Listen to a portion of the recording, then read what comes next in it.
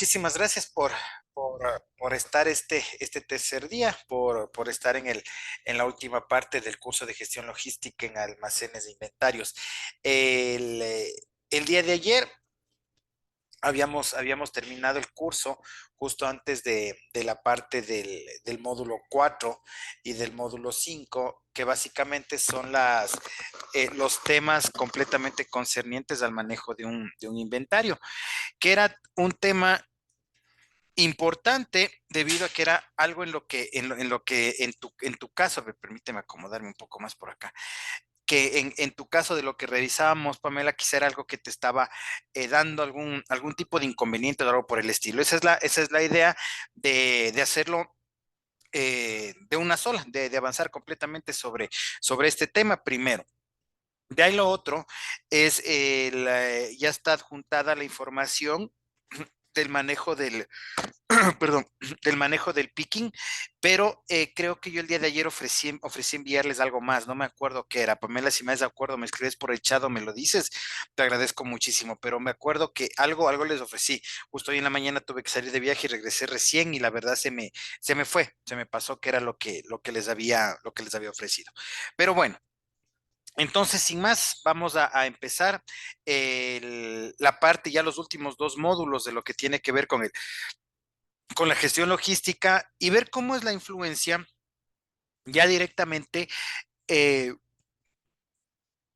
de esta gestión aplicada y de esta gestión llevada en el tema de los inventarios. Este tema de los inventarios principalmente funciona cuando nosotros sabemos qué tipo de manejo de las cantidades son las que estamos nosotros aplicando. Dentro de la gestión, dentro del sistema de gestión de inventarios, existen 6 métodos, ¿ya? Estos 6 métodos básicamente funcionan como una valoración contable, ¿ya? ¿Qué es esto? Es cómo, perdón, cómo afecta el, las entradas y las salidas de los artículos económicamente a la empresa y a nosotros cómo nos debería influir primero para la ubicación de los artículos, por un lado, y por otro, para saber qué tipo de método o qué tipo de administración tenemos que llevar al momento de organizar los inventarios. Estos son los 6. Ya es el método ABC, el método PEPS, el EOQ, el WEPS, el cíclico y el de precio ponderado. Es importante saber de qué se tratan, vuelvo a decir, perdón, ya que las interpretaciones de cada uno de estos siempre al valor final del cuadre, de lo que hablábamos el día lunes, te influye de determinada manera cuando nosotros vamos a realizar el inventario. Al momento que nosotros vamos a terminar estos 6 métodos, el, voy a decirte cómo funciona o cómo es lo que se tiene que realizar la preparación de un inventario.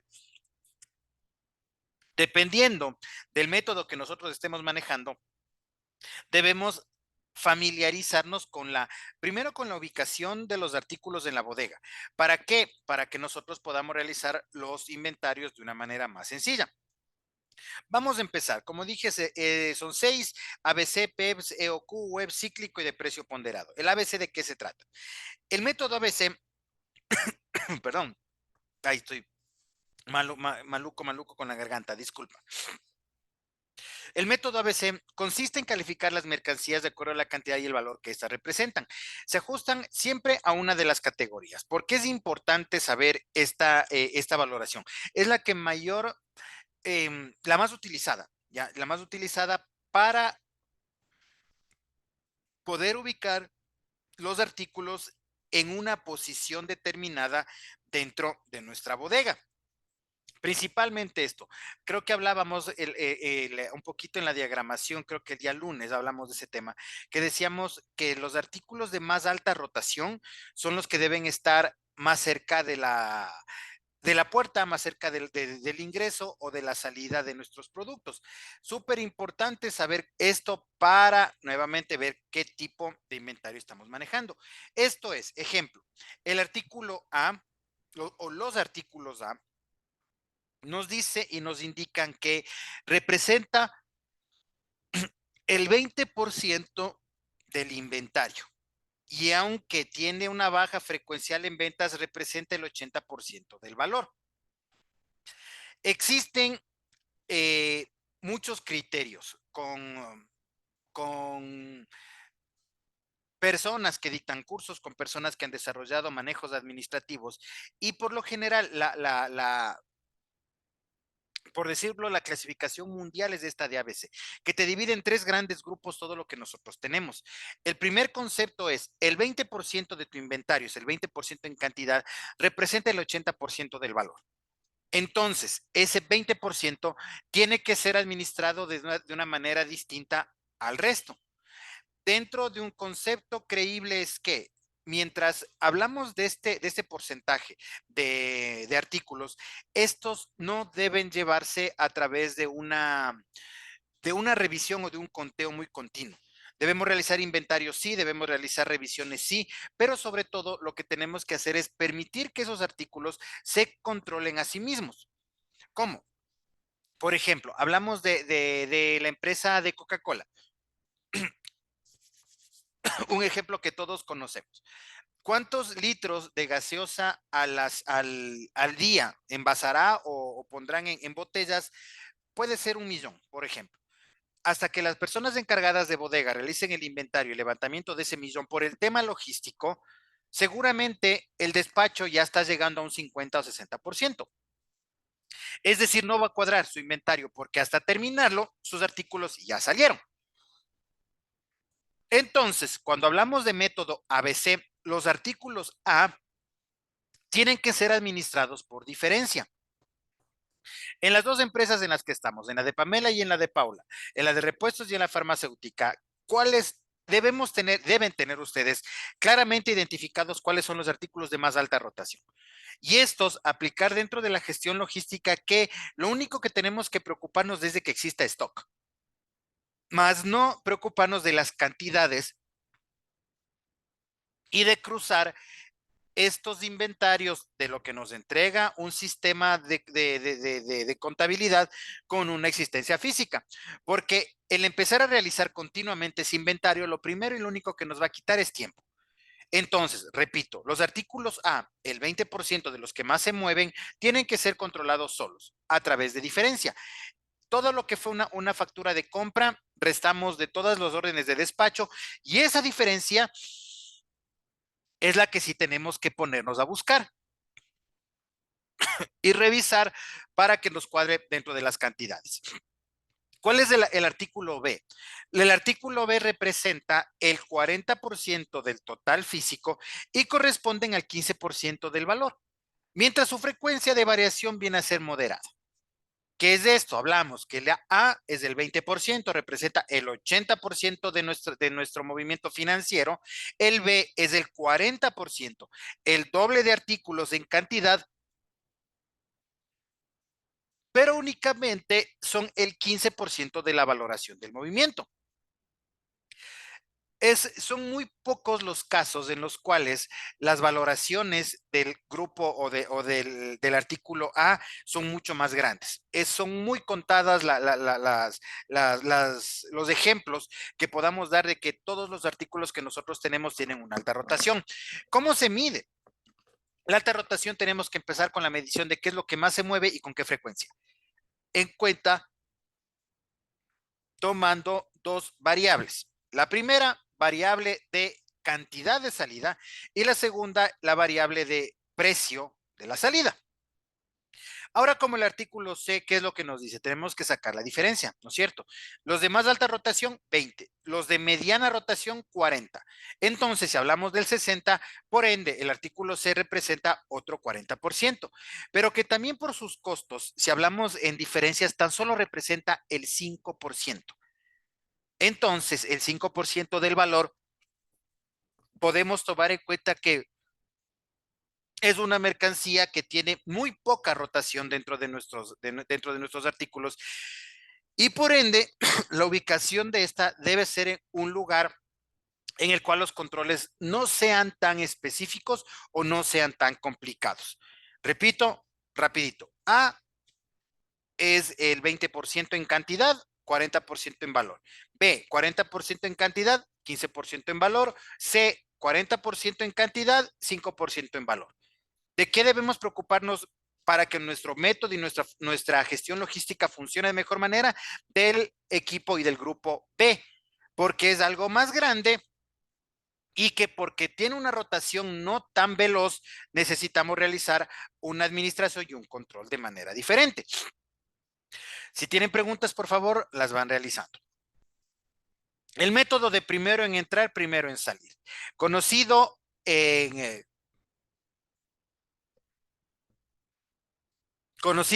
los sistemas contables como First In, First Off, que es el FIFO. Traducido, ¿qué nos dice? Método primero en entrar, primero en salir. Es conocido como este método PEPS, que nos funciona al identificar los primeros artículos que ingresan a nuestro inventario para que sean los primeros en venderse. ¿Cómo se afecta o cómo es la participación de la gestión logística en esta parte? Debemos preocuparnos siempre de que el tema del despacho, ayer revisamos esa parte bastante, y lo que hablábamos de que uno de los centros principales para ver cómo funciona una gestión logística de una manera coherente es preocuparnos básicamente del despacho y ver cómo nosotros podemos llegar a que este despacho sea dinámico, se lo puede realizar de mejor manera en el menor tiempo. El día de ayer terminamos la clase cuando estábamos revisando el tema de lo que son los e-commerce, de lo que es el mercado en línea, las gestiones logísticas en línea y todos los factores que tienen que ver con el lado del marketing, pero principalmente influyen en que nuestra logística debe responder de una manera lógica en base a lo que nosotros estamos moviendo. ¿Qué era esto? Si la empresa mete muchos recursos, mete muchísimo dinero en darnos a conocer, en que conozcan el potencial de nuestro producto, nuestras ubicaciones, nuestros servicios, todo el plus que nosotros podemos dar, debe ser coherente con el método de administración de inventario que nosotros debemos. Hablábamos ayer de qué era tener la disponibilidad. Una, tener la ubicación en los almacenes. Dos, tener el tema de la transportación. Tres, y también la relación que tenía la empresa para con el cliente final. ¿Cuál era el plus y lo que nosotros podíamos ofrecer para obtener la fidelización? De eso revisamos ayer casi todo el día. Pero entonces, es saber cuál método vamos a administrar. Vuelvo a repetir básicamente partes del punto financiero y contable, pero debemos saber nosotros aplicando el concepto de lotes a todo. Hay una manera de entender cuál es el tipo del despacho en lotes. Independientemente de los métodos que manejemos, siempre se debe intentar o siempre se debe enfocar en que los despachos se los realice en lotes completos para que la administración posterior y la revisión de cantidades pueda brindar una mejor solución o pueda realizarse de una manera más sencilla. A ver, permítanme algo me pasó acá, se me desaparecieron todos. Bien, ya, ahora sí. A ver, listo, ahí estamos. La idea principal de primero en entrar, primero en salir, es es de enfocarnos en que existe mercadería que, siendo la misma, tiene que salir de una manera urgente a través de o teniendo en cuenta algún tema temporal. Por ejemplo, vendemos cuadernos, ya se vende cuadernos en nuestra empresa, pero llega una época en la cual se pusieron de moda cuadernos con un diseño de una pasta, con un color específico, pero que siguen cumpliendo las mismas características de ser un cuaderno tal cual lo que nosotros tenemos en stock. Se aplica el PEPS ¿para qué? Para preocuparnos de que estos artículos que no tienen no son perecederos, pero sí tienen una caducidad de moda, por decirlo así. Nos preocupemos de que salgan y de que podamos hacer que circulen de una manera más rápida. Aplica a todo. Por ejemplo, el ejemplo de acá, no hablemos de fechas de caducidad. ¿Por qué? Porque obviamente dentro de fechas de caducidad sí tenemos que preocuparnos de primero negociación con nuestros proveedores y nuestros laboratorios, ¿no es cierto? Después de que podamos nosotros despachar de la manera más rápida lo que nosotros tenemos o de lo que nosotros hemos tenido almacenado. El siguiente método, a ver, perdón, el siguiente método, CEQ, la cantidad, a veces sí, CEQ, la cantidad económica de pedido. Este se encarga de encontrar el monto de pedido que reduzca los gastos de los inventarios a una cantidad importante para poder realizar un abastecimiento. Esto se basa en una demanda constante que se la conoce cuando hacemos los pedidos a medida que nuestros stocks se están agotando. Existen niveles de control de los inventarios en estas cantidades exactamente y se activa y funciona cuando hablamos de algo temporal, de algo, eh, de una distribución por fecha específica, por decirlo así, o principalmente cuando se convierte o se traduce en un inventario de un tipo estacionario. Método de cantidad económica de pedido, que es, por ejemplo, bueno, voy a avanzar para no interrumpir con preguntas de esto, pero por ejemplo, nosotros vamos a vender árboles de Navidad. Ya, sabemos que nuestra cantidad económica de pedido debe ser de los árboles de Navidad en determinadas fechas, las que nos permitan, primero, economizar los gastos del inventario, ¿ya? Principalmente. Segundo, respetar la estacionalidad del mismo y tomando en cuenta el ejemplo que es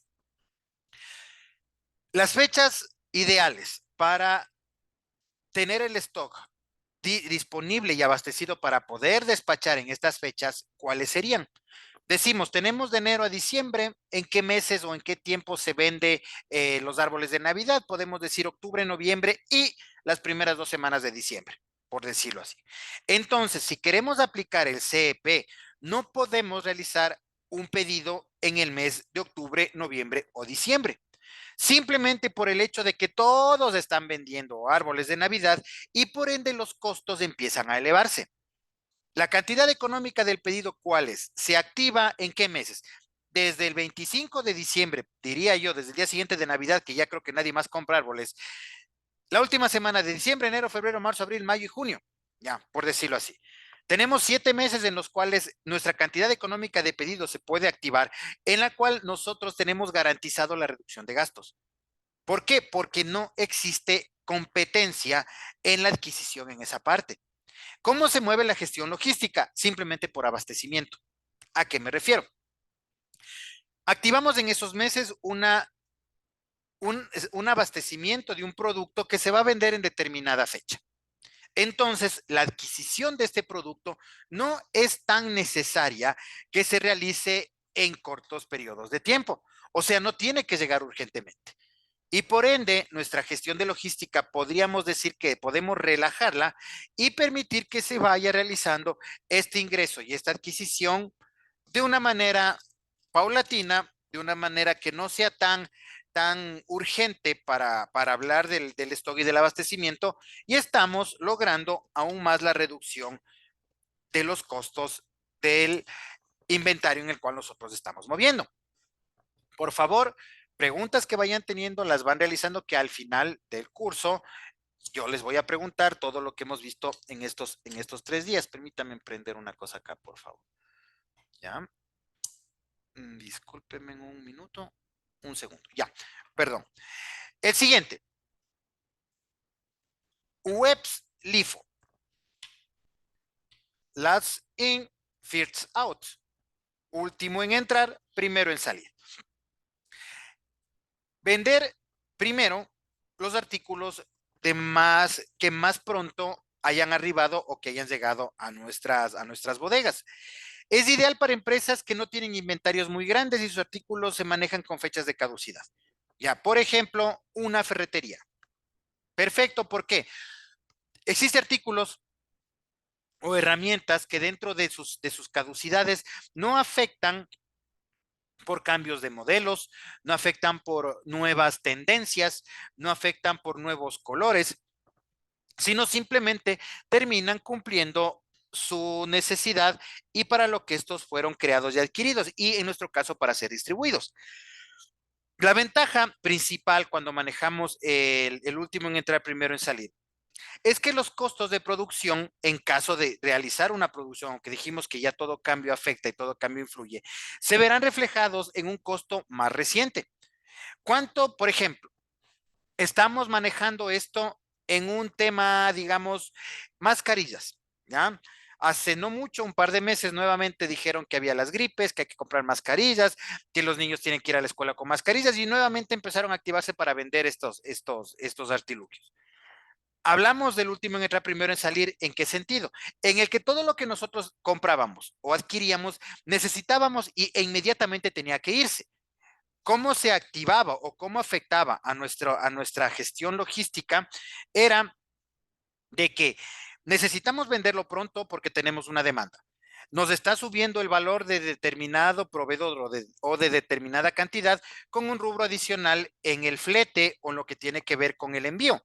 No hay inconveniente. ¿Por qué? Porque como se está vendiendo muy rápido, el costo se refleja de una manera inmediata.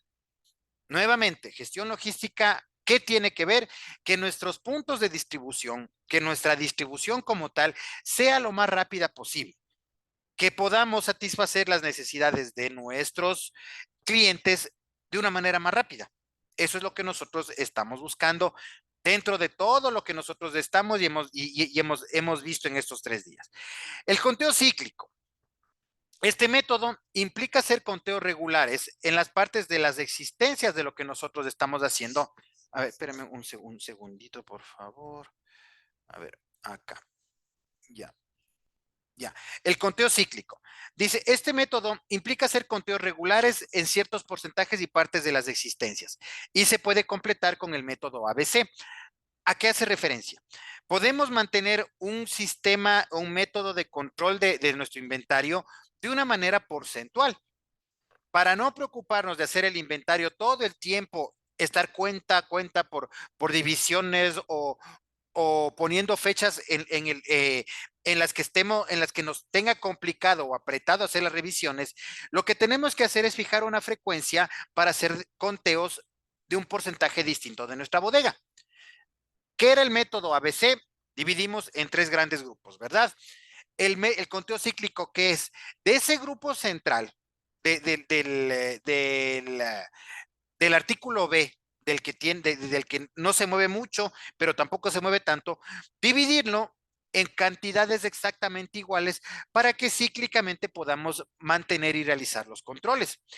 Esto mejora la exactitud en los controles del inventario siempre, porque siempre estamos contando, siempre estamos manteniendo una revisión y sobre todo sabemos qué es lo que está pasando en tiempo real con nuestros artículos.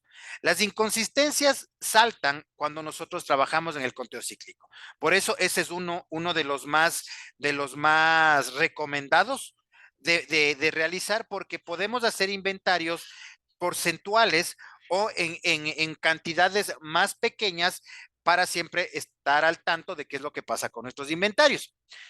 En cantidades. Pasamos al último, que hablamos del precio ponderado, ¿ya? Este, en lugar de hacer referencia sobre los precios, del que primero entra, último entra, de diferenciar por lote, de diferenciar por moda, por fecha de evento, por alguna temporada, el precio ponderado, lo único que se basa es, sin importar la fecha de entrada, tiene una fórmula súper fácil, que es, tenemos una disponibilidad completa sobre los artículos que nosotros estamos manejando. Es decir, tenemos una cantidad completa de artículos y esta se la divide para una media en despachos que nosotros vayamos a tener que realizar a través de una gestión logística coherente. Un ejemplo o algo más que pueda funcionar en esto. Una manera que también funciona o se puede decir que también es así, es el trabajo por lotes. Ya, que era lo que les dije hace un momento. El trabajo por lotes es, intenten deshacerse de los lotes en bloque o en la menor cantidad de separaciones posible. Si tenemos 2 lotes qué tipo de método deberíamos utilizar nosotros? Por lógica, el de primero en entrar, primero en salir. ¿Por qué? Porque el primero que llegó tiene una fecha de caducidad más cercana al último. Pero si hablamos de lotes no con fecha de caducidad y tampoco que sean perecederos, aplicamos el precio ponderado, que es, llegaron 500 en el primero y 500 en el segundo, no tenemos dos bloques de 500, tenemos 1000. Y así podemos nosotros administrar en números y en cantidades reales, que es lo que nosotros tenemos de artículos disponibles. Por favor, si tienen preguntas, van levantando y las van realizando. Para pasar del entender el manejo o qué métodos se trabaja, vamos a ver de qué se trata en sí un manejo de un inventario, ¿ya? Un inventario a través de los tiempos, a través de los criterios, ha cambiado muchísimo sobre la evolución de lo que cada persona cree que es. De cómo se puede aplicar, de cómo puede funcionar o en qué nos puede ayudar. Pero lo que tenemos que hacer es ver en sí de qué se trata. Hemos visto a través de gestión muchas cosas de lo que tiene que ver con la empresa, que tiene que ver con el marketing, que tiene que ver con las tecnologías, que tiene que ver con cadenas de suministro, sí, pero a la final nos volvemos a anclar a una bodega. Y esta bodega, por más pequeña o grande que sea, es la responsable de que camine y de que se pueda mover un inventario.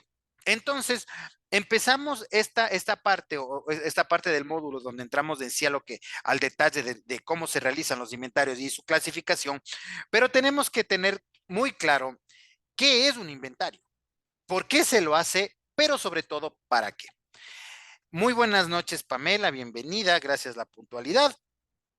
Cuéntame a tu criterio, no el criterio de tu empresa, sino a lo que tú crees, por favor. ¿Qué es un inventario y por qué se lo hace? Gracias. Bueno, el inventario es muy importante porque eso lleva a cabo cuánto sería el producto que mantiene la empresa. Es para llevar un orden sobre todo. Ya.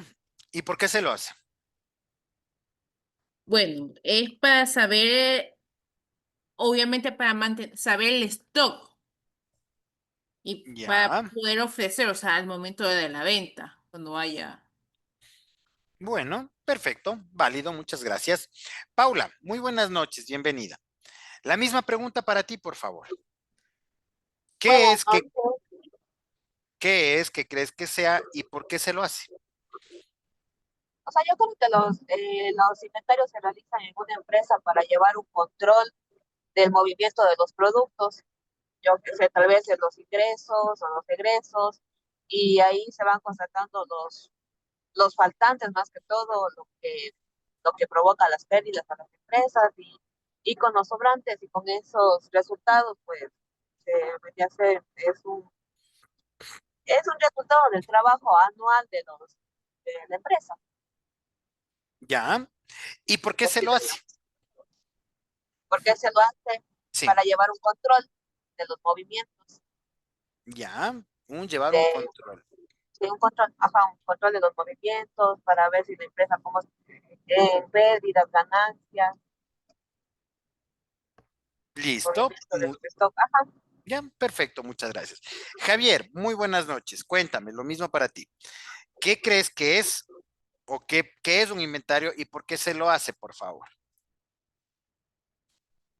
¿Cómo está? Muy buenas noches. Buenas Sí, noches. creo que un inventario depende mucho para ver como dijo Paula, las ganancias, de las pérdidas de la empresa, porque al final tener un conocimiento o una estadística de más o menos cómo está el movimiento, a ver si en dónde podemos encontrar la falla, de por qué hay faltantes o de por qué hay sobrantes, sea en mercadería, sea en valores, sea a veces hay temas de que a veces facturas no son ingresadas, entonces ahí se va corrigiendo esos errores. Se ve por qué o dónde está el movimiento que no está funcionando dentro de la empresa. Ya, bueno, me acabas de decir también el por qué. Perfecto, Listo, muchísimas gracias. Y por último, Alberto, por favor.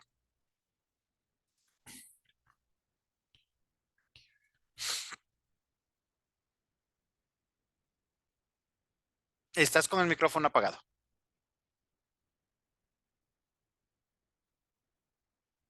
Creo que estás en el bus, creo que no. Si es que puedes, me escribes y igual te agradezco muchísimo si es que me puedes responder por ahí, porque no sé, creo que no me puedes responder. A ver, aquí está, déjame ver. Dice Liz. Sí, por favor, escríbeme para leerlo, ¿ya? A ver, ¿qué es un inventario? Un inventario es una lista. Inventario dentro de toda, de cualquier definición, de cualquier, eh, a ver, déjeme ver, de cualquier criterio, concepto que nosotros estemos hablando, un inventario es un listado de artículos que pertenecen a una persona o una empresa. Ustedes hacen inventario en sus casas, ustedes hacen inventario antes de ir a hacer compras en base a lo que tienen en la alacena, ustedes inconscientemente manejan un inventario de la ropa que tienen cada que necesitan irse a comprar algo. Todo es a través de un inventario. ¿Por qué se lo hace? Por controlar. Creo que lo dijo Paula o no sé quién lo dijo, pero es eso. O sea, es un listado de algo que debe ser valorado. ¿Qué tiene que ver en este tema con esta parte, la gestión logística? De que esa valoración tenga una relación real con lo que es nuestra empresa, que sea un reflejo de lo que nosotros hacemos. ¿Por qué muchísimas empresas tienen problemas de crecimiento cuando no llevan coherentemente la relación de su inventario con toda la gestión de mercadeo que realizan? Vuelvo a decir, el día de ayer vimos completamente eso, pero sí vamos a estar sacando partes para continuar con la clase de hoy, porque es súper importante que ustedes entiendan esa diferencia.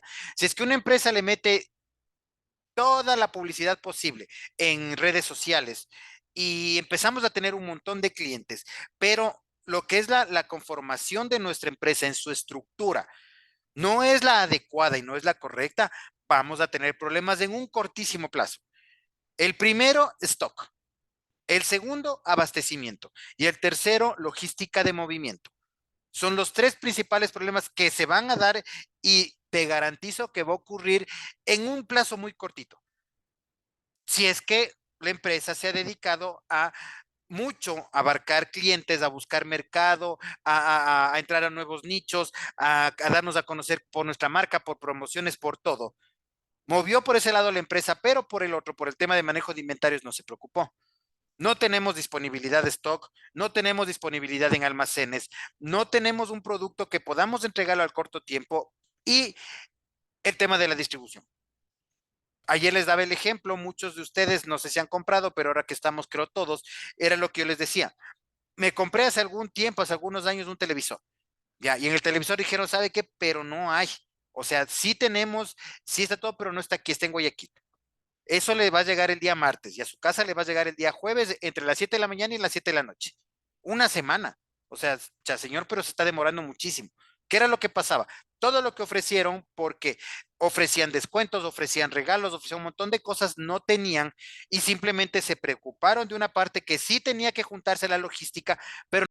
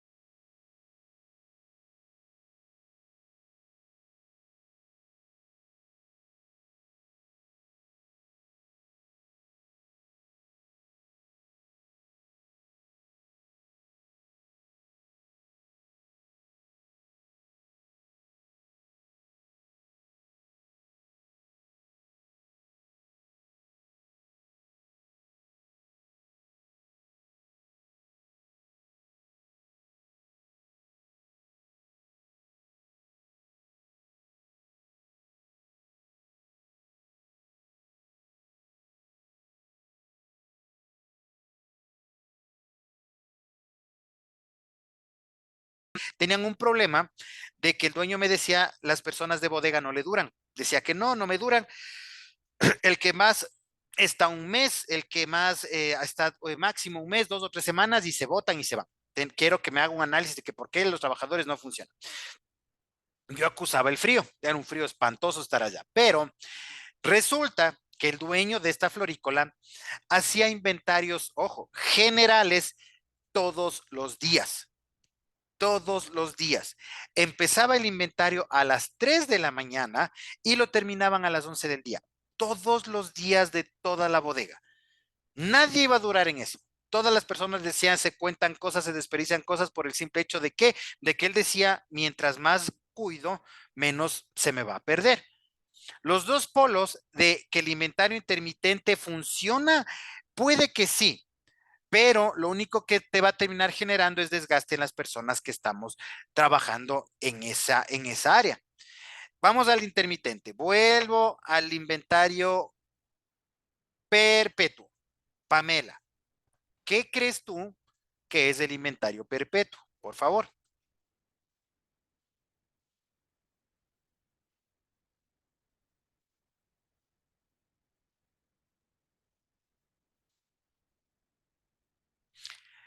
Paula. Ah, no, Eh, Pamela. Pamela, dale, dale, dale.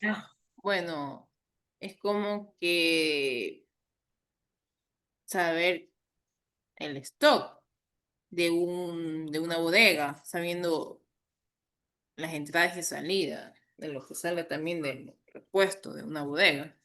Ya, sí, bastante, bastante cerca, sí. ¿Qué más?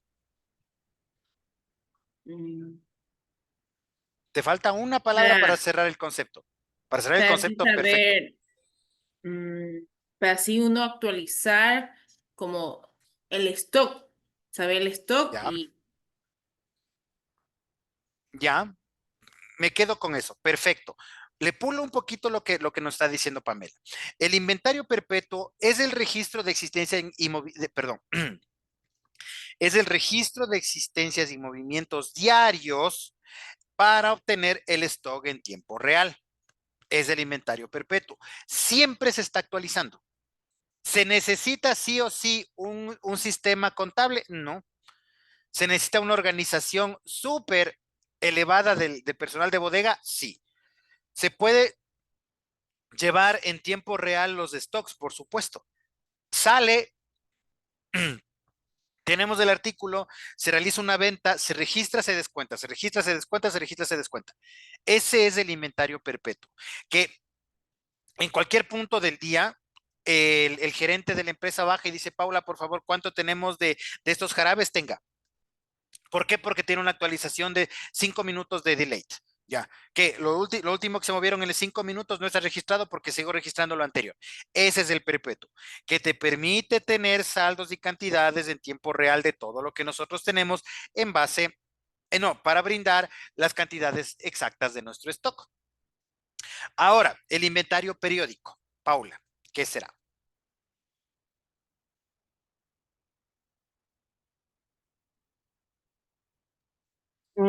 bueno, yo creo que el inventario periódico sería cuando se definen tiempos para hacer el inventario, por ejemplo, los conteos, o por ejemplo, cada mes, cada semana, anual, así, Ya, perfecto, periódico. correcto. Exacto. Correcto, eso es. El inventario periódico es un control de inventarios que se efectúa de una manera manual, haciendo un check, haciendo un cruce, en fechas preestablecidas varias veces al año. Ya, ¿cuál es la diferencia con el inventario intermitente? Porque puede que en inicio es lo mismo. No, no es lo mismo. El intermitente es, vamos a hacer mañana un inventario. Vamos a hacer la próxima semana otro inventario. El inventario periódico es de aquí en la empresa realiza 4 veces al año. Ya sabemos que la última semana de marzo, de junio, de agosto y de diciembre se realizan los inventarios. Ese es el que ya tenemos preestablecido cuándo se lo va a realizar. Un inventario de materias primas básicamente entra o va dentro de cualquiera de los inventarios de arriba señalados, pero tiene una diferencia.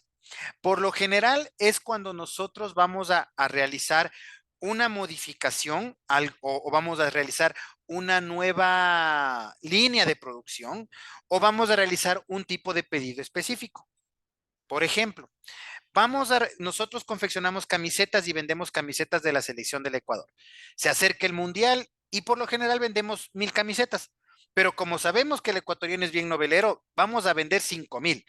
El inventario de materias primas funciona en esos lados cuando sabemos que vamos a vender muchísimo de algo y necesitamos mantener o realizar un abastecimiento extra de algo que nosotros común y normalmente lo hacemos. Ese es el de materias primas. El de productos en etapa de fabricación, exactamente igual. Se puede realizar una producción y frenarla para realizar un inventario en etapa, sí. ¿Se recomienda? No. ¿Por qué? Porque se elevan tus mermas y tus desperdicios. Pero se lo hace cuando nos equivocamos en el tema de las fórmulas. ¿Cuál es la fórmula? ¿Qué decimos? ¿Cuánto necesitamos para fabricar 5000 camisetas de la selección del Ecuador? Es que sé yo, no tengo ni idea, ¿no? Pero decimos 10,000 metros de tela amarilla, 500 metros de puño amarillo, 500 metros de cuello blanco, 50 rollos de hilo, 5000 estampitas con el nombre del escudo, lo que sea, ya. Es el de materias primas cuando nosotros revisamos ese stock inicial para realizar algo. El de productos en etapa de fabricación cambia porque siempre existen porcentajes que se destinan o que por su propio movimiento es desperdicio o merma. Entonces, ¿cuál es la diferencia entre el inventario de materias primas y el de productos terminados? El último que están viendo en su pantalla es ese valor que queda entre desperdicios y mermas. ¿Qué tiene que ver estos últimos tres, con la gestión logística? Fácil, que nosotros vamos a sacar 5000 camisetas de la selección. Vamos a comercializar 5000. No, pues, ¿por qué? ¿Por qué no vas a tener 5000? Vas a tener 4997 de ley. Van a dañarse tres. Entonces vamos a hacer 5005 para poder tener una venta de 5000. Se genera la gestión logística, vuelvo a decir lo que he estado diciéndoles desde ayer, en que nosotros, los que estamos hecho cargo de esas áreas, tenemos que informar la cantidad real con la que se va a realizar o la cantidad más aproximada con la que vamos a realizar dicha gestión. ¿Vamos a vender? Sí. ¿Cuánto? 1,000,000 de camisetas. No, no tengo 1,000,000. No se puede hacer publicidad de 1,000,000. No tengo camión para mover 1,000,000. No tengo gente para mover 1,000,000 de camisetas, así que no va por ese lado. Entonces, ¡pum! La gestión logística es el valor real de lo que nosotros hacemos en base a lo que nosotros tenemos de disponibilidad real de nuestro stock. Por favor, irán haciendo preguntas. Las estructuras, tipos y canales de ventas. ¿Qué es esto? Dice, ¿cuántos canales tenemos? Cuando hablamos de canales, dos, básicamente son dos. Como canales directos, lo que nosotros tenemos es la forma más directa en la que una empresa puede llegar a los clientes. Ya vamos a esta partecita a hacer una remembranza de la parte final del curso de ayer. Dice como canal directo, dice la forma más directa que tiene, la más directa que tiene tu empresa, Paula, para llegar al cliente final, ¿cuál es? Es, a ver, en mi empresa, pues para llegar al cliente les ofrecemos el servicio rápido, Ya, sí, con garantía, eh, ¿cómo más? Bueno, en realidad la forma de enganchar a nuestros clientes, lo primero es el servicio rápido. Entonces, ujú, nosotros tratamos de dar el servicio prácticamente, si es aquí local, pues que el pedido les llegue máximo en 1 hora, siendo dos, ya, dependiendo de la zona.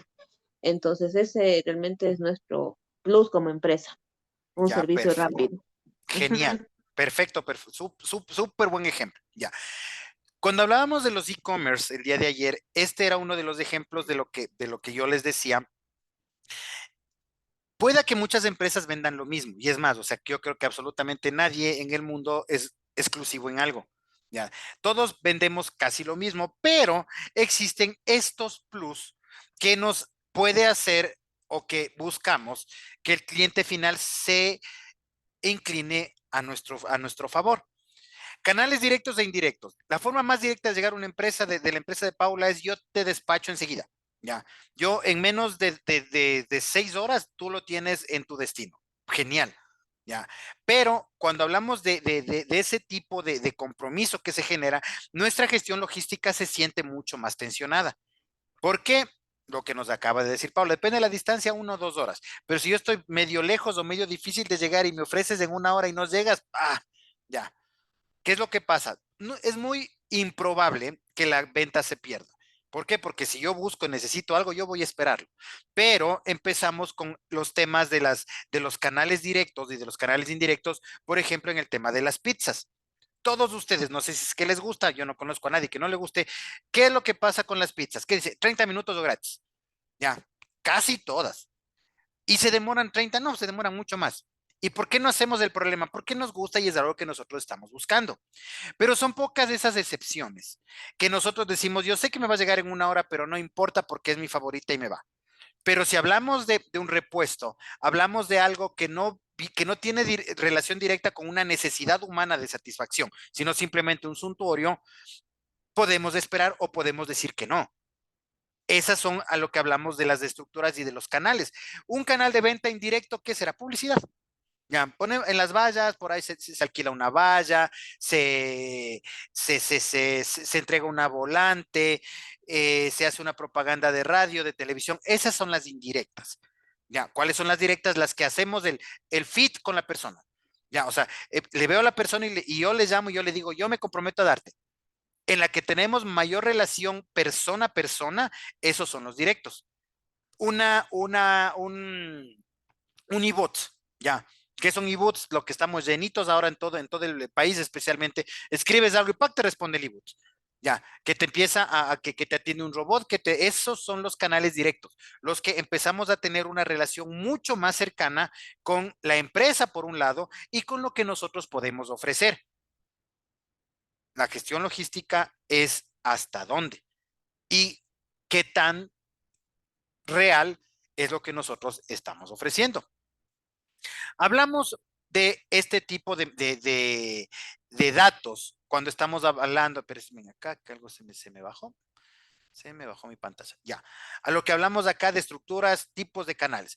Directo y directo, e-commerce, tradicionales, retail, ventas al por mayor, mercados bajo demanda, redes sociales, revendedores, B2B, aplicaciones móviles y asociaciones o colaboraciones.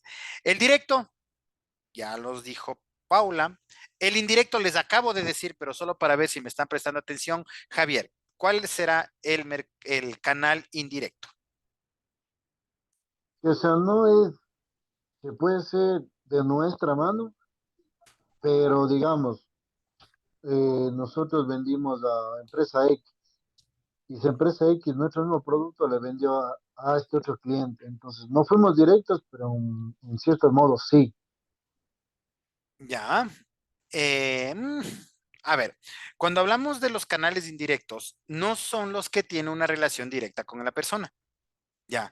Nosotros, qué es lo que ocurre? Con el paso del tiempo, estos dos canales, me baso en lo que nos dijo Javier, estos dos canales se han mezclado tanto que muchas veces funcionan como uno solo.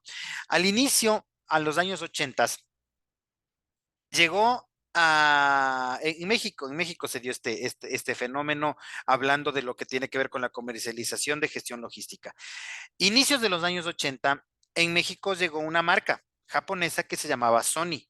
Ya llegaron con unos televisores, unos negros bien bonitos. Y México tenía sus propias fábricas de televisores, sus marcas locales, que tenían sus camionetas de servicio técnico, sus camionetas de repuesto, sus locales, sus vendedores, todo era una estructura enorme de lo que tenía. Y llegaron estos señores japoneses a venderte un televisor que te costaba bastante parecido, ya, unos pesos más, unos pesos menos. ¿Qué era lo que pasó con el mercado mexicano? Lo que dijo, van a quebrar.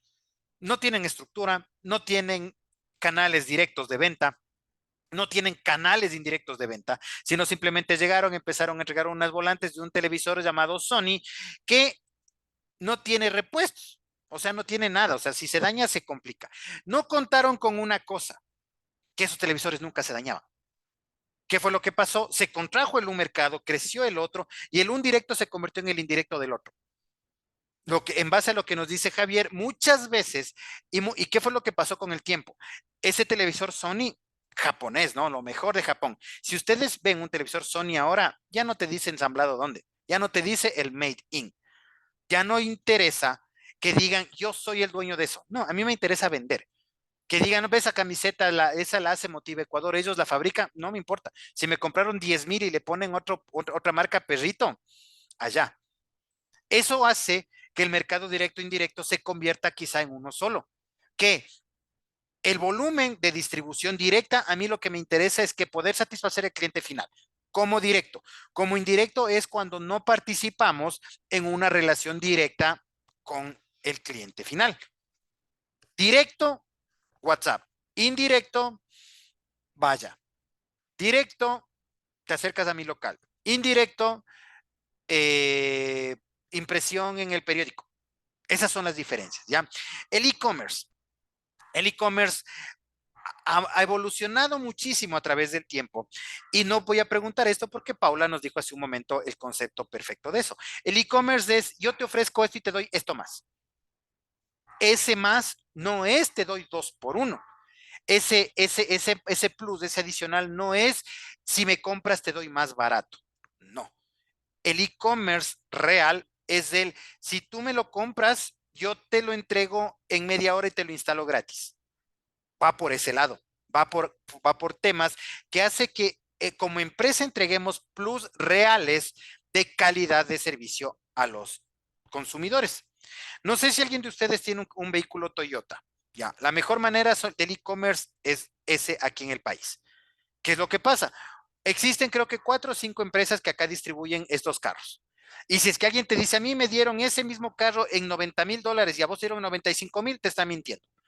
¿Por qué? Porque la política de Toyota a nivel internacional es todos venden al mismo precio, ni un centavo menos.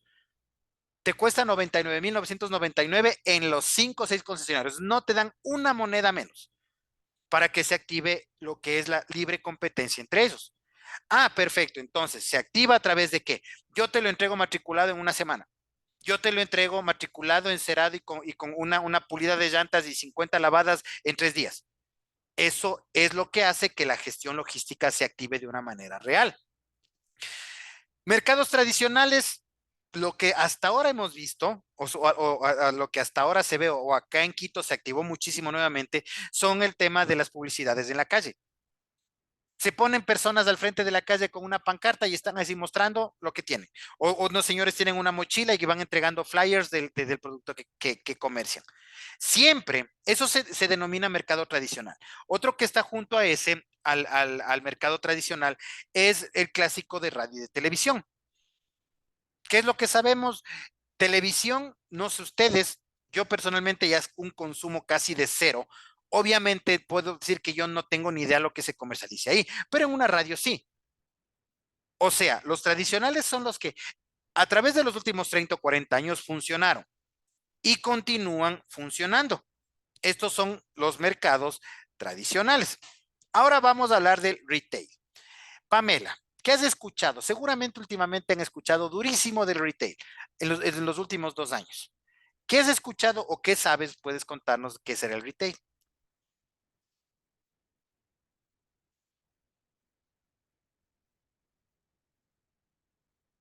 Bueno, es como decir precio por menor Ya, muy bien. ¿Qué más? o lo que son también lo que es el comercio minorista, más o menos, de un mercado. Ve, válido, perfecto, muy bien. Vamos a ampliarle un poquito tu concepto. Eso es el retail. El retail, el mejor ejemplo en el que todos hemos visitado y seguramente ustedes, y si no lo han hecho, muy pronto lo harán, el Tuti. ¿Ya qué es? En donde ves un montón de marcas y al inicio, no sé si es que ustedes, a ver, este Tuti tiene una historia, igual fue en México donde empezó esta situación, que lastimosamente a la final termina complicando durísimo a los mercados locales, pero te trae marcas no tradicionales y te las vende al retail, o sea, te las vende como minorista. ¿Cuáles las ventajas de esto que dicen solo en efectivo? Obviamente. ¿Por qué? Porque el retail se caracteriza por su bajo costo.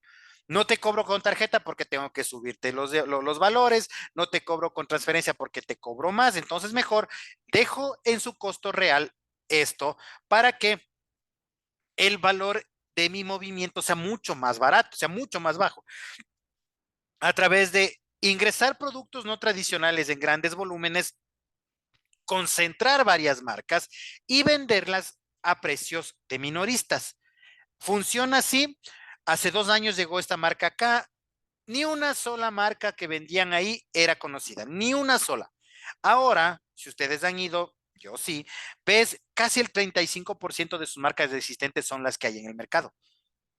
¿Qué pasó? ¿Qué pasó? Se dieron cuenta las grandes marcas de que el retail te funciona y te funciona de una manera maravillosa. ¿Por qué? Porque simplemente bajas tu utilidad, pero la compensas con el volumen de tu venta. Nuevamente, ¿cómo y qué tiene que ver la función, la gestión logística y el tema de la distribución? En todos los que hemos estado viendo, para mí, la parte más importante es el tema de la distribución. ¿Por qué? Porque nos apegamos y dependemos de un factor que es el factor riesgo de entrega. Continuamos. Ventas al por mayor, lo que sabemos. Si te vendo al por mayor, te ofrezco descuentos, pero se ve amenazada mi gestión logística. ¿Por qué?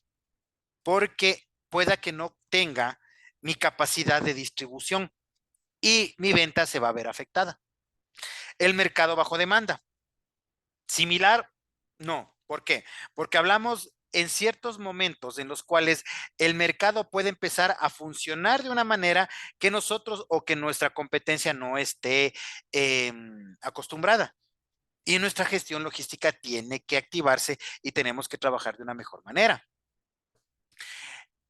Redes sociales, todos, no sé si ustedes, pero todos creo que hemos utilizado, hemos comprado en el marketplace o hemos vendido en el marketplace de Facebook. Todos. La mejor manera de vender hace tiempos que era el Mercado Libre, había creo que unos dos más que aplicaciones que creo que ya no existen, que nos servía para comercializar cosas.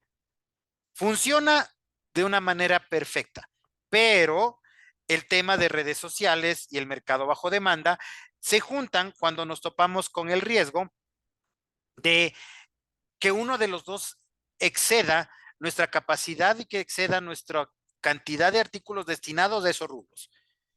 Hace algún tiempo hubo aquí un estudio de tatuajes que sacó una publicidad. Se inauguró, debe ser unos 3 o 4 meses, no es más. Se inauguraba y se mandó la publicidad de una semana, creo. La inauguración, qué sé yo, digamos del 30 de agosto. El 30 de agosto se inaugura la tienda Paula Carrera Inc. Tattoo y a las primeras 500 personas les regalamos un piercing. Dios mío, fue un colapso total las vías para la cantidad de gente que estuvo ahí desde la madrugada para que les obsequien eso. Ya. ¿Qué era lo que pasó? Un colapso total. Que unos querían 2, querían 3, llegué con los familiares, guardé puestos y se armó un completo caos, que hasta la policía tuvo que entrar a abrir esas cosas.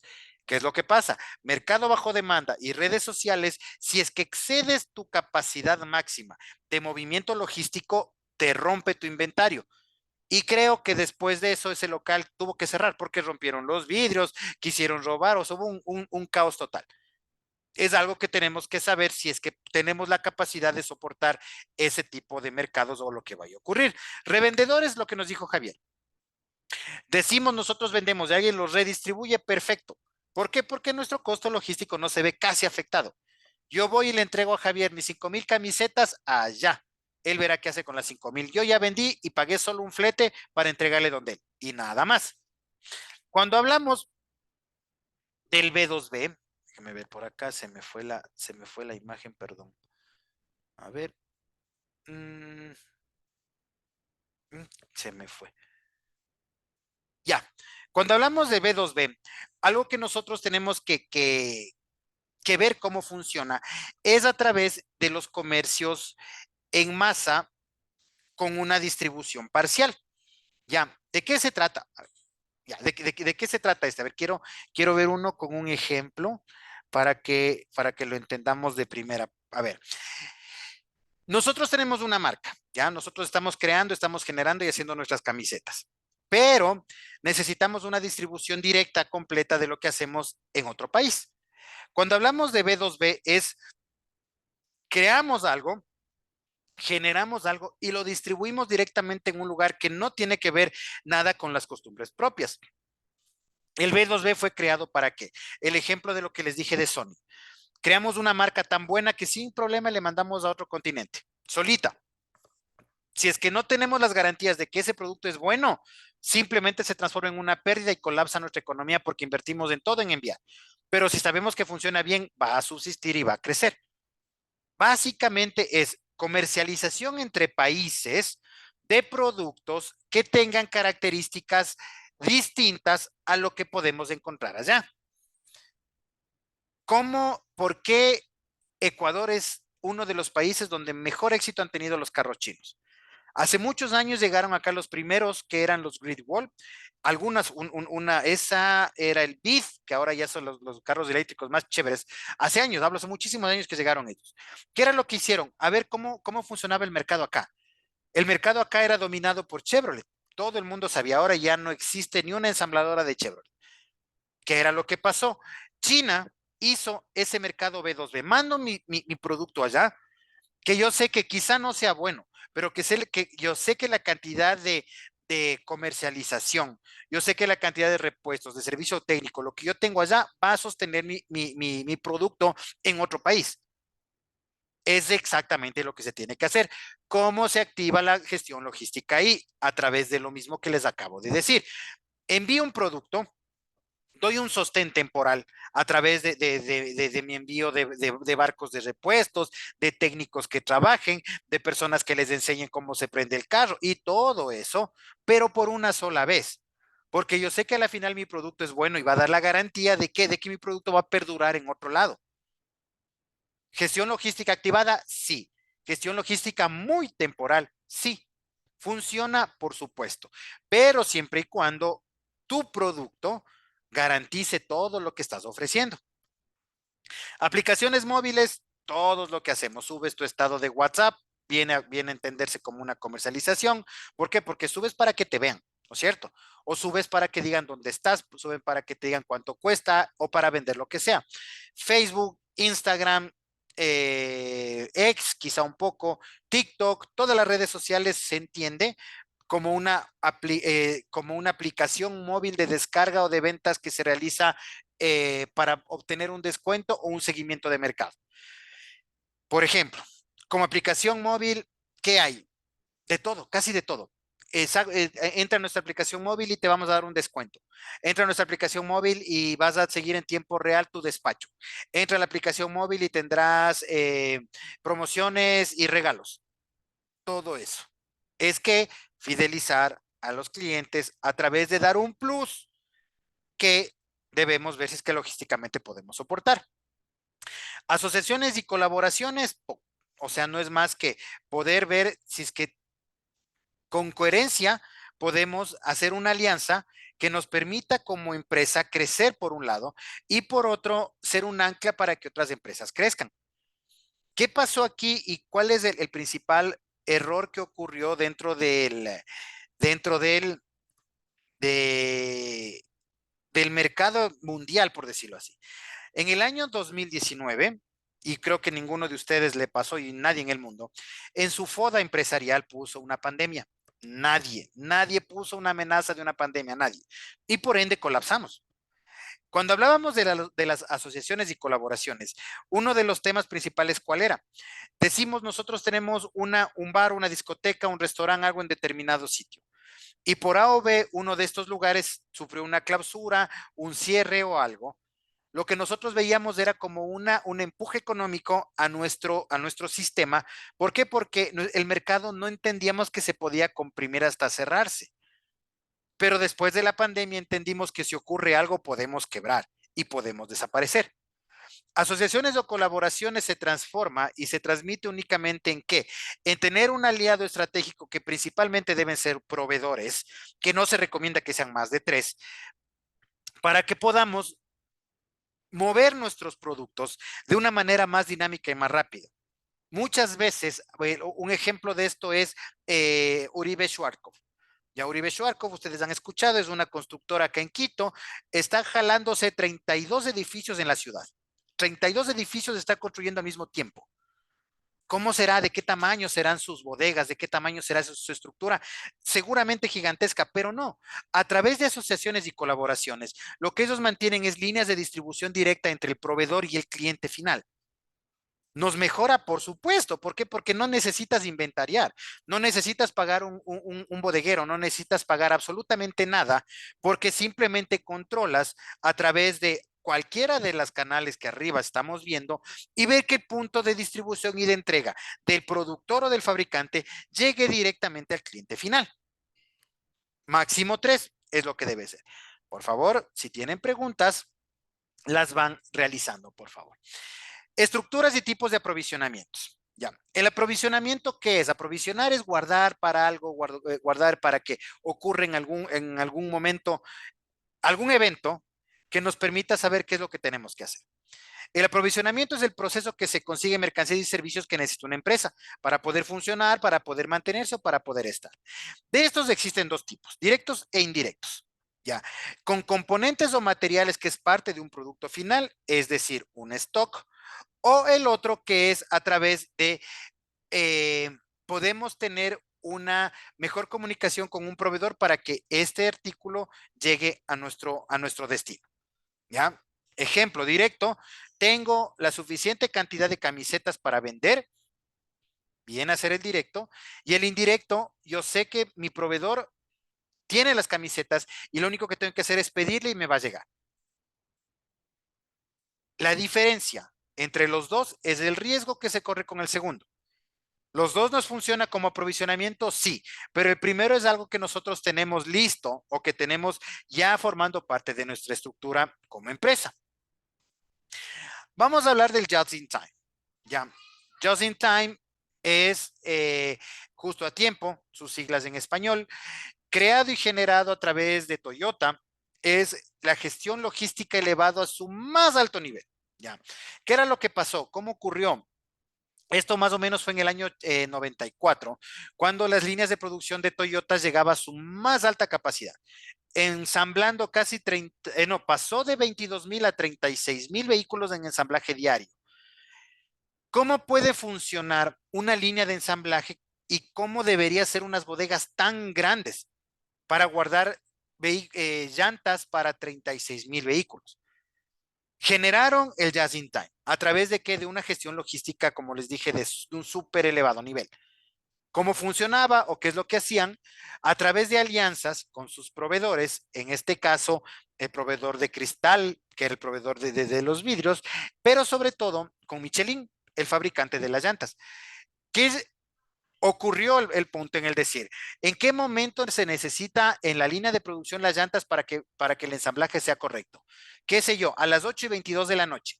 Listo. 8:18 llegaban las llantas, se sacaban de los embalajes y iban entrando directamente a la línea de producción. Lo que hablábamos ayer de la logística inversa. Exactamente igual. ¿Qué era lo que hizo? Doble beneficio. Toyota mantener su línea de producción impecable e intacta, hasta ahora la tiene y tienen solo un retraso de casi 3.5 segundos por vehículo ensamblado. Y la otra, todos los materiales de embalaje, la empresa los reutilizaba. Toyota no generaba desperdicios y no generaba basura y Michelin podía reutilizar lo suyo para próximos despachos. Todos ganaban. Sincronización de producción es cuando se habla de Lean Manufacturing en el lado occidental de 5S de calidad, es exactamente lo mismo. No necesariamente decir que podemos tener stocks elevados de determinados productos para satisfacer una necesidad. Eso era antes. Antes de la pandemia, ¿cuál era la idea? O quizá ustedes o quizá sus empresas, mis bodegas completamente llenas, para cualquier rato yo las vendo. Puedo romper el mercado, puedo especular sobre precios, porque como tengo bastantísimos artículos, genial. Pero el paso del tiempo y pospandemia ya vimos que no. Ecuador ocurrió 2018, paro indígena el mes de octubre. 2019, pandemia. 2020, nuevo paro indígena. 2021, caída de gobierno. 2022, otra inestabilidad económica. 5 eventos grandes en 5 años. ¿Qué era lo que pasa? No podemos mantener una sincronización de producción o de almacenamiento por el simple hecho de que la situación país no nos permite o no sabemos cómo puede o cómo va a reaccionar el mercado en base a eso. Y el stock de seguridad, por último, ¿qué es? ¿Ya? Stock de seguridad se entiende que es una cantidad determinada de artículos que nosotros tenemos para un determinado evento. Se determina el stock de seguridad como cantidades que yo puedo distribuir a mis clientes hasta que me llegue un nuevo pedido. ¿Existía un porcentaje o algo preestablecido antes? Sí, porque a través de medias o a través de estadísticas podíamos determinar en qué tiempo llegaba una importación o en qué tiempo llegaba un nuevo pedido. Post pandemia ya no. Nuestro stock de seguridad se vio incrementado. ¿Por qué? Porque el tiempo de llegada se movió. ¿Nuestra gestión logística cambió? No, porque seguimos teniendo el mismo camión. Pero la gestión logística de Asia, donde nos mandan los productos, cambió. Claro. ¿Por qué? Porque la acumulación de pedidos hizo que se retrase, hizo que invierta más dinero, más logística, más barcos, más todo, para poder satisfacer las necesidades del mercado donde estamos nosotros. Diseños de bodega, ¿ya? Preguntas de la parte anterior, por favor. Les recomiendo preguntas. No, bueno. Diseño de la bodega. Ya. Hemos visto, yo entiendo bueno, como que no nos va a llevar muchísimo tiempo esta parte, porque todos conocen cómo debería ser. Dentro de las buenas prácticas de bodega establecidas por Toyota, dice que para que una persona pueda decir o pueda establecer una autoridad completa sobre el manejo de una bodega, debe tener una experiencia de al menos 6 meses. Entiendo que todos ustedes la tienen más. Entonces, haciendo un lado el manejo, vamos a hablar esta vez del diseño. El diseño básicamente dentro de una bodega, ¿qué es? Es eficientemente aprovechar todo espacio que nosotros tengamos. Dentro de esto, a ver, permítanme ver si viene más abajo o vamos a topar esta parte aquí. A ver, no, viene acá esta parte. A ver, déjenme volverme aquí. Ya. Cuando hablamos del diseño y de la manera del almacenamiento, nos topamos con los tipos de bodega. Existen dos. Ya les dije hace un momento que por definición y por el nombre, se tiende muchos a confundirse cuál es cuál. Es muy importante que sepan, o que todos quienes trabajamos en bodega, sepamos cuál es la diferencia entre la una y la otra por el método de administración del inventario, ¿ya? La una es la bodega adecuada, ¿ya? ¿Qué es una bodega adecuada? Una bodega adecuada es un espacio en el cual sufrió determinada adecuación para que cumpla las funciones de una bodega. Por lo general, esta es la bodega en la que toda empresa inicia, toda empresa empieza en estas. Empezamos con el sueño de tener una empresa propia, funcionamos en la casa, tenemos en la sala, ahí al lado del sillón, nuestra primera caja de productos. Pero a la vuelta de un mes ya no es una, es 10, después de 100, después son 500, después son 1000, y vemos que la sala ya no es suficiente espacio. Clausuramos el baño, clausuramos la cocina y seguimos metiendo más espacio adecuado para que sea una bodega. ¿Ya? Ese se llama una bodega adecuada. ¿Cuál es la otra? La bodega construida. Como su nombre lo indica, aquí sí, es un espacio construido básica y únicamente para que funja las veces de una bodega. ¿Cuál es la idea de una bodega principal, de una bodega construida? Un espacio grandote con un baño y una oficina, no más. Así debe ser una bodega. ¿Por qué? Porque cuando hablamos de los diseños debemos buscar el aprovechamiento máximo de los espacios. Volviendo a la diferencia entre las dos. El método de control cambia entre la una y la otra. En la bodega adecuada, el método de almacenamiento se llama el método caótico. ¿Cuál es este? Pon tus artículos donde puedas. como no hay mucho espacio, ponemos las camisetas, unas están aquí en la sala, otros en el dormitorio, otros en el comedor, pero tengo ahí mis 500 camisetas. Como estoy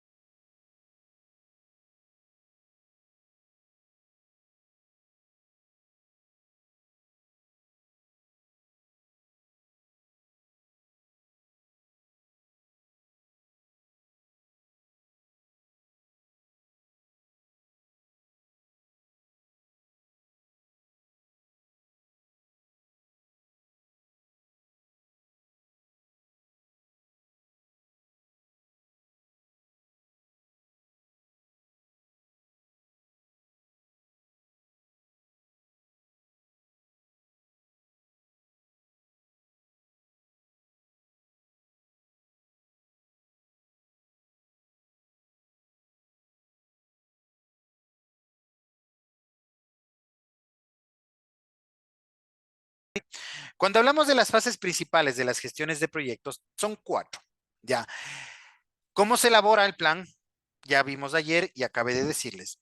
Pero ahora vamos a ver dentro de las fases de qué se tratan, ya de qué se trata cada uno. O sea, ¿qué es iniciar? ¿Cómo iniciar? ¿Para qué?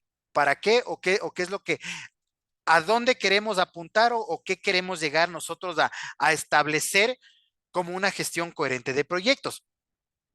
Primero es definir qué tipo de proyecto es el que vamos a hacer, el tiempo de demora, hasta dónde queremos que este abarque o qué áreas son las que relacionadas con nosotros queremos que funcione y que se implique. ¿Cuáles son los recursos con los que ustedes cuentan en este proyecto? Es ver si es que se cuenta con un recurso propio, si es que se puede contar con un recurso de terceros, perdón. ¿A qué se refiere esto? En muchísimos casos, muchos casos, hay empresas que les interesa darse a conocer y suelen aliarse con otro tipo de empresas para hacer un crecimiento junto. Acá, en todo el país existe la empresa Aneta, ¿no es cierto? Aneta era la única escuela de conducción aprobada por el país, era la única. Pero ellos te enseñan a conducir, pero no tienen autos en los que te enseñan a conducir. Y entonces, ¿qué es lo que hicieron? Ese tipo de recursos buscados en otros lados, y son muchas marcas las que ahora les auspician. Hay vehículos Nissan, hay vehículos BID, hay vehículos Hyundai, hay vehículos Kia, que hicieron una gestión adecuada para que logísticamente puedan brindar su servicio aplicado a todo el mercado de lo que nosotros buscamos. Esos son pasos básicos en los cuales podemos decir que se trabaja con una inicialización coherente de una gestión de un proyecto. ¿Qué queremos? Pero principalmente con qué contamos para alcanzar eso. La planificación es alianza hasta qué tiempo. ¿En qué tiempo queremos llegar a otro tipo de mercados? ¿En qué tiempo queremos dar una respuesta real y lógica a nuestros clientes, entregando en menor tiempo posible lo que nosotros hacemos? Eso es pura planificación, porque no podemos establecer tiempos sin antes planificar. Y después de la planificación es ejecutarla y de ahí damos cuenta si la planificación funcionó o no. ¿Cuáles son de estos 4 pasos? Los que se repiten continuamente es el 2 y el 3. ¿Por qué? Porque esos tienen que ver con una tarea que nosotros vayamos a ir realizando. Es establecer hitos en el cambio, en la planificación, es decir, hasta dónde vamos a llegar, qué vamos a ofrecer, cuáles son las características distintas de lo que nosotros estamos poniendo y todo eso ir cumpliendo hito por hito, punto por punto y ver si es que va funcionando. En la ejecución en la ejecución, complementación y cierre de tareas es eso. Vamos a toparnos muchas veces con partes en la gestión que no vamos a alcanzar y simplemente es por una falla de cálculo. No es que no se puede, no, es que tenemos que llevar más tiempo o menos o tomar otro tipo de decisiones sobre lo que nosotros queremos aplicar para que esa tarea sea cumplida. El cierre del proyecto no es más que el acta final, ya. Es mostrar que todo lo que hicimos en la iniciación o en el nombre original de la gestión del proyecto pudo ser llevado a cabo. Tomar en cuenta que si existe por lo menos un 10% de tareas inconclusas, no podemos cerrarlo. Si es que tenemos un porcentaje más alto, dos decisiones. O continuamos con el proyecto o lo desechamos. Tus metas fueron muy complicadas, tus objetivos muy difíciles de alcanzar, tus aliados no funcionaron, tus proyecciones te equivocaste, cualquiera puede hacer que llegues y que superes ese 10%. Entonces, si la tarea no fue terminada, no podemos cerrar el proyecto. Ojo, muchas veces, muchas empresas en muchos lugares cierran el proyecto y abren otro. Lo único que están haciendo es mostrando las falencias que van teniendo en su gestión diaria, pero no hacen nada por mejorarla. Y va a llegar un momento en el que en verdad va a colapsar. ¿Por qué? Porque yo me doy cuenta cuál es la falencia de Pamela y yo no hice nada en ayudarle. Me di cuenta cuál es la falla de Paula, de Javier y de Alberto y no hice nada por ayudarles y cerré esos proyectos y abrí otros. Y un proyecto siempre va a tener que ver con una mejora continua de una u otra manera. Y va a ser que los 4, los 5 participantes de eso mostremos las debilidades que tenemos. ¿Y qué es lo que va a pasar? Vamos a colapsar. Operaciones de mantenimiento. ¿Qué son estos? Operaciones de mantenimiento fundamental cuando hablamos de una gestión logística. Son 4. Correctiva, preventiva, predictiva y de fiabilidad. ¿De qué se trata cada una de estas y por qué tiene relación con la gestión logística? La gestión logística, bueno, si es que les pregunto qué es la gestión, no sé si ya les he preguntado, pero hablamos de gestión logística y pum, se nos pone un camión en la cabeza a todo el mundo. Logística, camión, logística, entrega, camioneta, vehículo repartidor. Eso es logística, lo que muchas personas o la mayoría nos ponemos como que esa es la traducción del concepto. ¿Ya? Y decimos, perfecto. En base a eso, el mantenimiento, como dije, se divide en 4, son correctivo, preventivo, predictivo y fiable. Es ver en qué momento aplicamos cada uno. El día lunes les dije, se tiene que elaborar, se tiene sí o sí cuando hablamos de una gestión logística, se debe elaborar un manual de mantenimiento. Acuérdense que les dije, ¿y cómo se realiza este? Nuevamente, ¿de qué parte se conforma? Se conforma de información en la cual ustedes brindan datos al resto de empresa de en qué situación se encuentra todo dentro de la bodega para ver en qué momento pueden realizarse una u otra actividad. Como ustedes saben, permítame un segundo, perdón.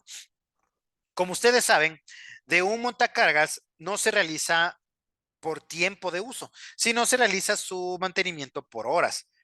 Igual con determinadas maquinarias, con determinadas herramientas.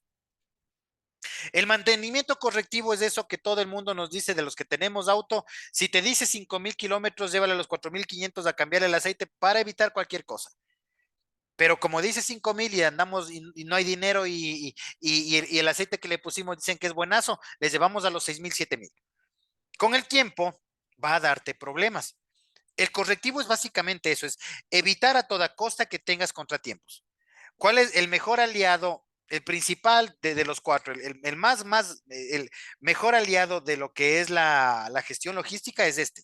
Porque predices con mucha antelación algo que tú vas a tener que hacer, ¿ya?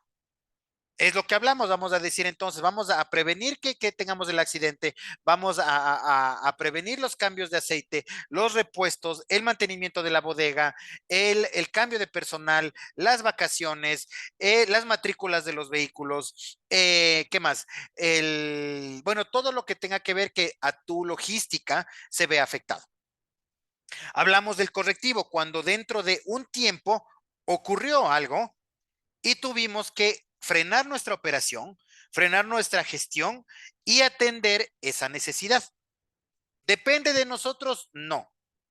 Tenemos que tener un plan para prevenir eso, sí, siempre.